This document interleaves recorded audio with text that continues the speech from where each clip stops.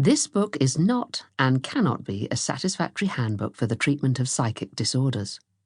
All it can do is to point in the directions where inquiries might be pursued with advantage. If it serves to direct attention to certain subjects that badly need investigation, it will have fulfilled its purpose.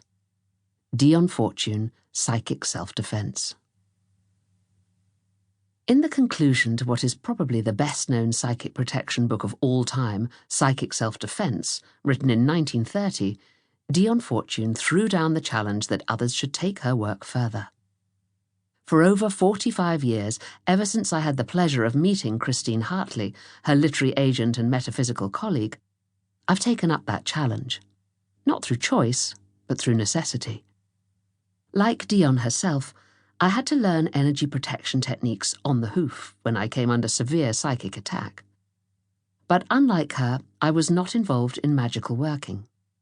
My experience was more prosaic. People I'd inadvertently upset in my everyday life attacked using their personal malevolent will and the power of thought, although one at least did have occult knowledge to call on. In addition, I realized how important everyday energy protection was as I became increasingly aware of my sensitivity to auras, energies, and environments, and of the workings of my own inner psyche, which was not above carrying out a psychic mugging or two of its own, often on me. Definitions. Psychic attack. Concentrated and conscious malevolent thought and intent directed towards someone to bring about harm. Psychic mugging. Being hit by a blast of negative energy. Aura. The subtle biomagnetic sheath that surrounds the physical body. Fortunately, for several years, I had the unfailingly wise counsel of Christine to call on, and she shared many techniques with me, some of which form the basis for this book, although I've expanded them to adapt to changing situations and my deeper understanding of what may lie behind apparent psychic attack and noxious energy situations. My own studies into crystals, metaphysics, and psychology have furnished further avenues for exploration, and many more insights into how we can be our own inner terrorist, as has working with what must be by now thousands of people in workshops and far-memory karmic readings that look at the deeply ingrained patterns and expectations we've brought into this present life from our previous lives. An area which can leave us vulnerable, but which I've chosen not to address in this audiobook, as I've covered it elsewhere. I've written several books on energy protection, each one building on the last, and each arising out of a major change or challenge in my own life, and further insights into why protection is needed. So why, you might ask, did I choose to write yet another one, and then update it twice?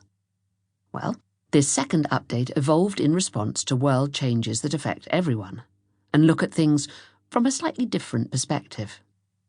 It's particularly angled towards people who have never before thought they might need energy protection, but who are finding the world an increasingly challenging place, or who are caught up in the rapid expansion of consciousness sweeping over our world.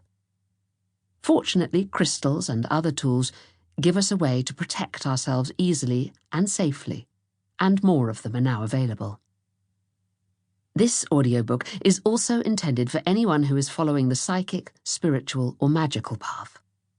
The success of celebrity psychics on the entertainment scene in the UK, the proliferation of psychic phone lines, and the creation of dedicated TV channels are opening up the metaphysical world to everyone, and it is now more accessible than ever before. But this brings its own pitfalls. Once, in the esoteric world, access to the worlds beyond this one had to be earned by careful study and long practice. Initiation was followed by closely supervised experience. Nowadays, anyone can pick up a book and learn how to be psychic in 5 minutes.